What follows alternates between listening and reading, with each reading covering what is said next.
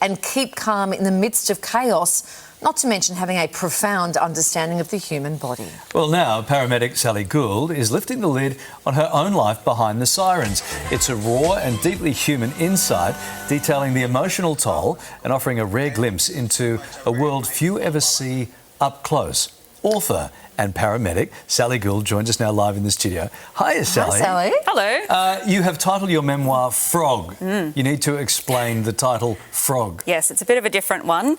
Frog's a nickname given to intensive care paramedics, who are a specialist group. And because they responded to the most critically unwell, there was a rumour going around that everything they touched croaked. Despite the tenuous connection and the fact that it's not true, the nickname stuck around and they're still called frogs to this day. Yes, don't think I haven't noticed your frog earrings that you're wearing Thank today. you. I Thank did notice that. Your memoir is based on years of real-life call-outs and journal entries. So you keep a journal. What made you start keeping a journal? When I started in the job, we were doing a clinical placement as a uni student, and we were asked to keep a clinical log, but I didn't feel like that really captured the whole experience of what the wild and wonderful things that I was seeing. So I started my own journal and just jotted down. I was in awe of watching the paramedics do their thing and this new job that I was being exposed to, and I just wanted to capture it all. So I kept these journals, and it was a really good way to process, I guess, what I was being exposed to and to see how much I'd learnt in a short space of time. You talk about the psychological impact of being exposed to this repeated trauma and your struggle with your own mental health. Why did you decide to go public with this? Because that's a big call. It is. I think my story wouldn't be authentic without including that portion. And I do think paramedics and other emergency services workers are thought that they have to be brave and tough. And I think it's time now that we change the culture around that and start talking and having honest conversations about our mental health and what we do, our own struggles. And I guess my hope in sharing it in the book is that someone will see it, connect with it, and feel less alone in their own experience. Okay. Because tell us about the role of a paramedic.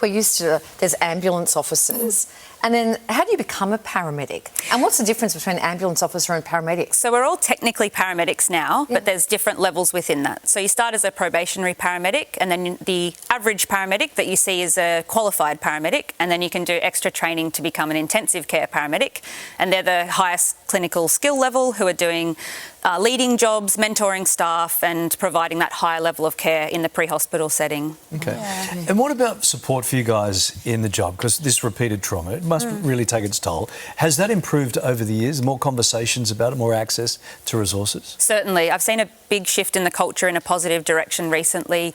We have supportive frontline managers who are proactive about looking after our well-being on the front line. There's a lot of initiatives in terms of our wellness with sleep, nutrition, hydration, all those things that we know keep us healthy. And there's a lot of support services in terms of employee assistance programs and chaplains and even staff psychologists. Yeah, right. Yeah. Okay. The things you must see. The things you must see, right?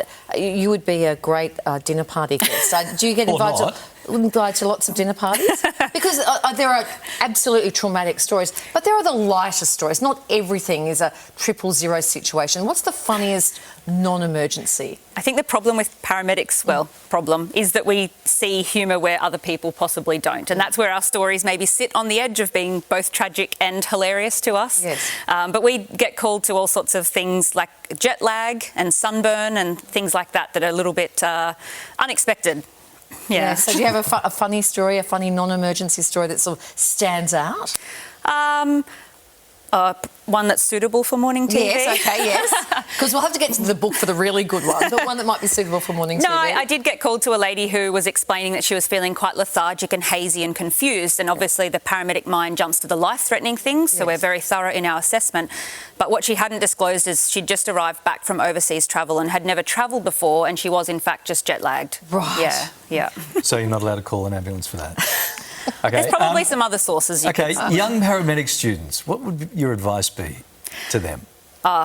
Get ready for the best job in the world, I think. For paramedic students, they're about to experience some of the highest highs and the lowest lows possibly.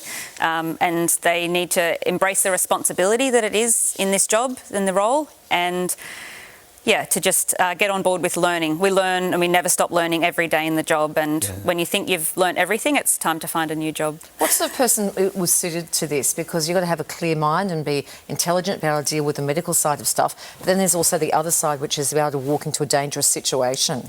Yeah, I think it's the critical thinking and thinking outside the square, because everywhere we're arriving, there's a different scene and there's no one protocol or guideline on how to best get someone out or access someone. So even things like how to best access staircases and doorways and making room for us to work, they're all the little sort of critical thinking things that the average person maybe doesn't think of when they think of a paramedic. Well, wow. Heroes, each and every one of you. Yeah. Thanks for joining us this morning. Thanks so much for having me. Sally Gould's new book is called Frog, and it is out right now. Thanks, Sally. Coming up, doorbell cameras are just the beginning.